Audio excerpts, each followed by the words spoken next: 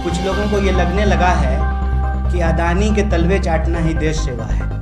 ऐसा नहीं है। स्टूडेंट हैं, स्टूडेंट इजी केक होता है, शायद इसलिए तंग करते हैं। जिस तरीके से वो हमको रोकना चाहते हैं उस तरीके से हम रोकने वाले तो हैं। नारा आप ही दे रहे हैं, सबका साथ सबका विकास, और जब रीडेवलपमेंट का जो आप खेल खेल रहे हैं तो उसमें जो है एलिजिबिलिटी क्राइटेरिया लेकर के आ रहे हैं। पुलिस की कोई गलती नहीं है।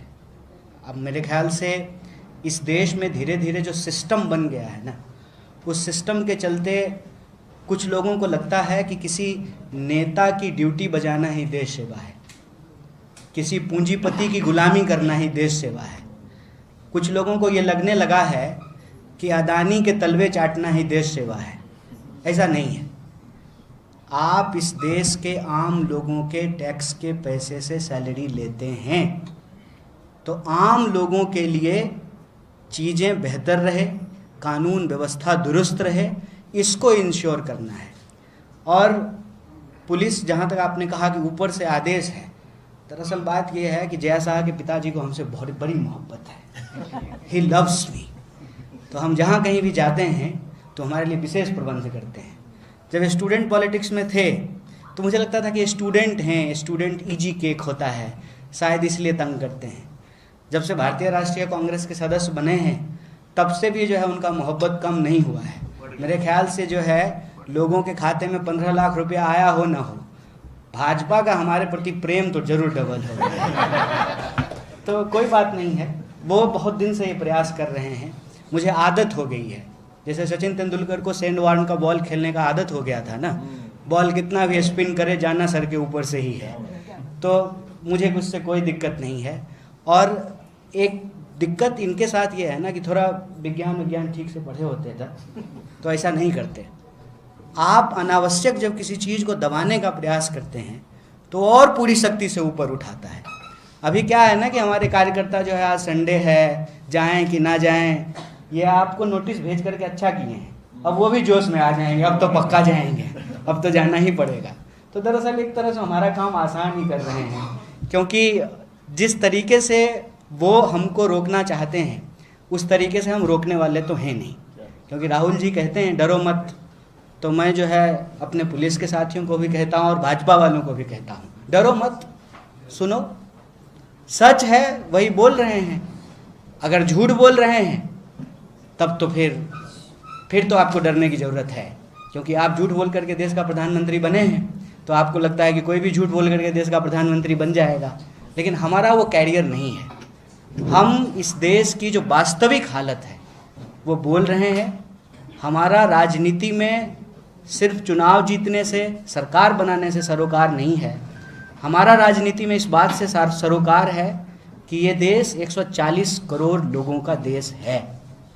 दो बेचेगा दो खरीदेगा, ये नहीं चलने वाला है।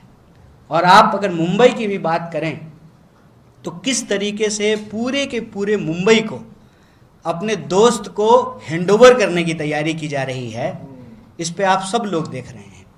रीडेवलपमेंट, पहले डेवलपमेंट तो कर लो फिर रीडेवलपमेंट करना। अभी डेवलपमेंट ही नहीं हुआ और रीडेवलपमेंट कर रहे हैं। और उसमें बेईमानी क्या है? बेईमानी ये है कि उसमें एलिजिबिलिटी क्राइटेरिया लेकर के आ रहे हैं। तो मैं बस प्रधानमंत्री का वादा याद दिला देता हूँ आप सबको। उन्होंने कहा था कि 2022 तक सबको पक्का मकान मिलेगा। तो जब सबको पक्का मकान मिलेगा तो एलिजिबिलिटी क्राइटेरिया की क्या ज़रूरत है? मुंबई में रहने वाला जो भी व्यक्ति है, यह पूरा शहर सबका है, फिर सबके ही माथे पे छत होना चाहिए, सबके ही बच्चों के लिए पढ़ाई लिखाई की व्यवस्था होनी चाहिए, सबके लिए ही इलाज की व्यवस्था होनी चाहिए, सबके लिए ही चलने की व्यवस्था हो, ट्रांसपोर्ट फैसिलिटी हो, सबकी सुरक्षा हो। नारा आप ही दे रहे हैं, सबका साथ सबका विकास, और जब रीडेवलपमेंट का जो आप खेल खेल रहे हैं तो उसमें जो है एलिजिबिलिटी क्राइटेरिया लेकर के आ रहे हैं। कोई इंसान, उसकी पूरी की पूरी पीढ़ी, और एक नहीं कई, जिस जगह पे रह रहा है आप उसको वहाँ से रिलोकेट कर देना चाहते हैं रीडेवलपमेंट के नाम पे। असल खेल क्या है? खेल ये है कि जिस तरीके से मुंबई की सूरत बदलती गई, अब ये चाहते हैं कि इस बदलती हुई परिस्थिति में ज़्यादा से ज़्यादा जो मुंबई का संसाधन है उसको औने पौने तरीके से अपने दोस्त की तिजोरी में पहुंचा दें। तो हम यहाँ इस मंच से यह बात कहना चाहते हैं कि भारतीय राष्ट्रीय कांग्रेस न सिर्फ इस देश को आज़ादी दिलाई है, बल्कि इस देश के आम लोगों के लिए रोजी रोटी, कपड़ा, मकान, शिक्षा, स्वास्थ्य, सड़क, बिजली, पानी, इसको सुनिश्चित की है। अगर आप इसको छीनने की कोशिश करेंगे तो हम गांधी के रास्ते पे चलने वाले लोग हैं, माफ़ी मांगने वाले लोग नहीं हैं। आपकी जेलें कम पड़ जाएगी, लेकिन हम लोगों के हक और अधिकार के लिए अपने आखिरी सांस तक लड़ते रहेंगे और हमारी पार्टी लड़ती रहेगी। ये एक बात हम आप प्रेस वार्ता के माध्यम से जो मुंबई कर लोगों की समस्या है वो आपके सामने रखना चाहते हैं। और दूसरा जो सबसे एक और महत्वपूर्ण बात है जो आपसे साझा करना चाहते हैं, देश में जो शिक्षा की हालत है, आप देखिए कि 100% में 10% भी सरकार जो है वो शिक्षा पे खर्च नहीं करती है। हमारे एजुकेशन के ऊपर बजट का 10% भी एक्सपेंडिचर नहीं है, 100 में 10 रुपया भी नहीं। और उसके चलते क्या हो रहा है, दिनों दिन आम लोगों के लिए शिक्षा उनकी पहुंच से दूर होता जा रहा है। बड़ी साजिश की गई कि सरकारी स्कूलों में पढ़ाई नहीं होता है, इसीलिए प्राइवेट स्कूलों की बाढ़ आ गई।